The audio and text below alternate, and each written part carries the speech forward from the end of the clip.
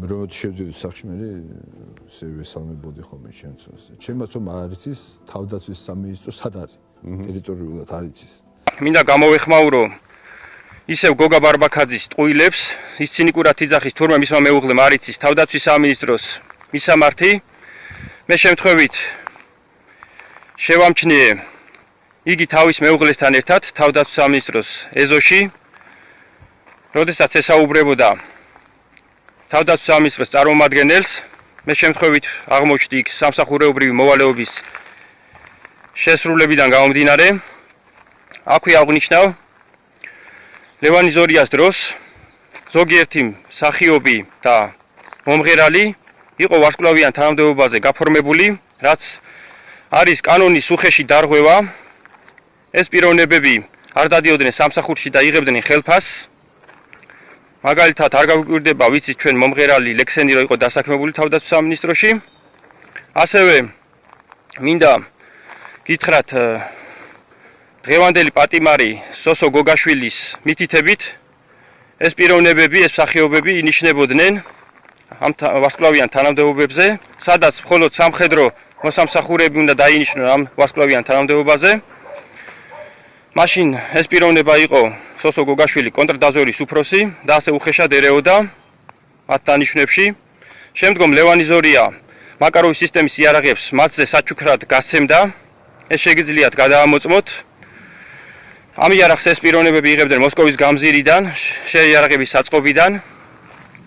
ასე რომ, როდესაც შემდგომ ლევანი ზორია გადადგა თანამდებობიდან, აუდიტის სამსახურმა დადო დასკვნა, რომ 750 მილიონი იყო გაფლანგული, მოპარული იყო ეს ფული ბიუჯეტიდან, ხოლო იზორიას დაჭერის ნაცვლად ეს პიროვნება გააგზავნეს გერმანიაში ელჩად დააწინაურეს. დავით ნემსაძე იმიტომ არ მოწონდათ, რომ კორუფციაში და ნეპოტიზმში და ამ კანონის უხეშ დარღვევებში ამხელდა. მე გახლავართ ყოფილი სამხედრო სამშვიდობო მისიის მონაწილე და 2008 წლის ომის მონაწილე. სწორედ ამ დღეს მე ვიმყოფებოდი მოსკოვის გამზირზე სატანკო ქარხნის ბაზის მორიგე, რა დროსაც საღამოს გვიან მოვიდნენ პოლკოვნიკი ლუტიძე, მაიორი შეიშმელაშვილი